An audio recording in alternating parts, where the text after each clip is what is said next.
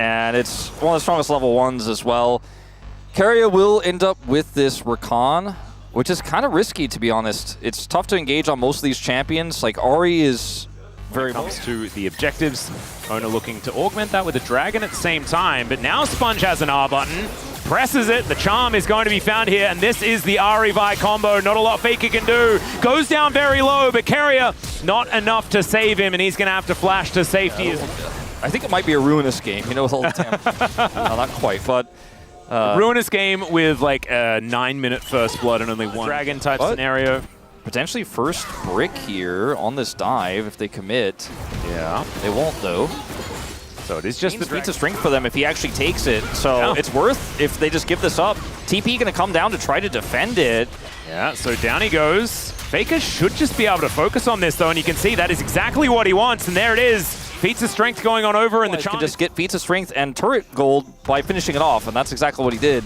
Ooh, Ona and Keria all diving in. There's a public execution, and Rich, in the blink of an eye, is just dead. Yeah, you saw the little head movement there, and the player cam, he's just like, well. T1 are killing with their grub lead. Still connects. Nice catch by Ona. Yeah, it may have missed, in fact. As cease and desist does come on through, Ona will, in fact, cease and or desist the living thing, and Teddy's going to be able to grab 3,000 goldie didn't quite happen. Good defense there from DRX, but it looked for a moment there like they were just going to fall over. And actually, DRX are looking to try and pull this one back. Teddy, though, is going to take the majority of his health bar, and yeah, he's not feeling too great about it. Does get a bit of a heal, as that's a great charm from Yukal, but another public execution as Teddy flashes out of the way and will be able to survive.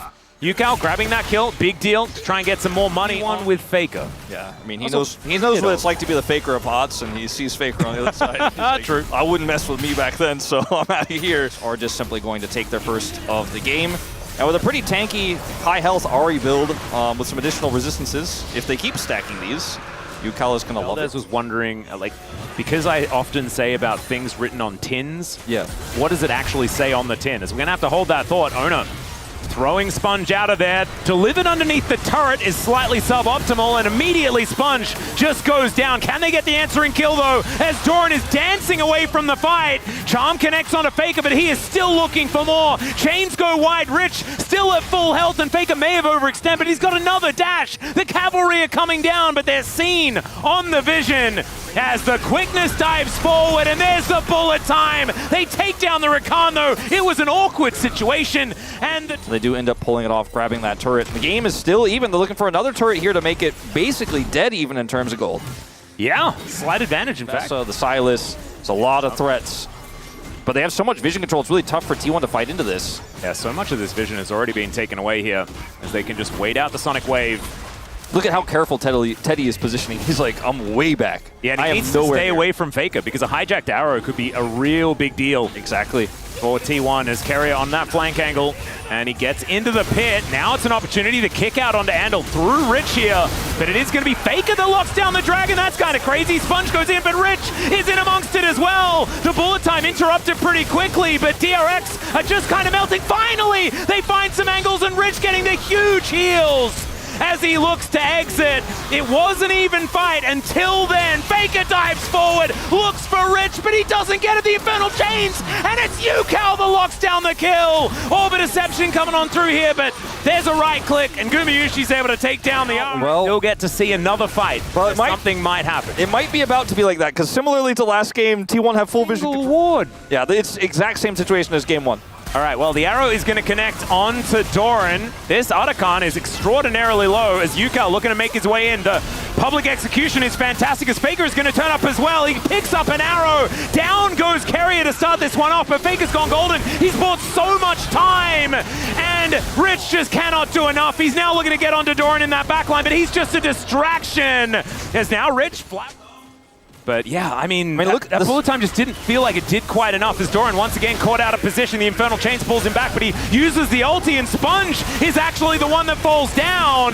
This time, Keria is able to keep himself alive, and Rich is trying to be the hero, but it's not enough. He's CC'd and put down, and now T1 will find themselves that advantage they've been looking for. And we had the fight, you know, we jumped into it a little bit late. I'd love to see exactly how the setup worked and how T1, how here. Sponge actually ults hits onto the Ambessa.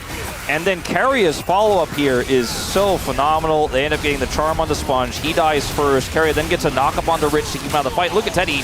Throws a volley in, and he's like, I'm sorry, that's all I got. You guys were way too far away. You were way too split. I can't offer anything here. And that's that. That's Otacon. Okay. They're looking to try and lock down Faker here as Ona is going to stop Andal from following up. And Chains are going to connect. Faker going in one more time as World Enders happening across the board. But with a Mountain Soul available, I think Faker is definitely just a distraction at this point in time. Yeah, I mean, DRX are playing like they're the ones who have the withdrawals. Oh, good dash to get out of the way of the arrow. And in the meantime, it is going to be Mountain Soul. Faker will be taken, or at least withdrawn. And now they're going in. Okay, Carrier is going to deliver Sponge to the rest of the team. And I don't know about that one. Yeah, I think Sponge was reminded about how his ultimate works by Carrier there in that moment. Yeah, and also reminded that the rest of his team was off killing Faker as Yukal going to be dashing away from Ona here. You mean withdrawing Faker? Yes, there we go. They were withdrawing Faker. Doran is going to try and ult, but does not quite manage to do so. Gumayushi just going to get them out of there, as Ona is continuing to chase Yukal as much as he possibly can while the rest of his team are looking to win the game. Faker has popped back up again, and he is just going to teleport to this mid lane. Ultimate from Andal not going to do too much as Faker's going to land that arrow. That is no worries at all. Going golden as the rest of these Nexus turrets fall down, and T1, I mean, it was kept even for quite some time, but they dispatch of the Nexus immediately after finding just one fight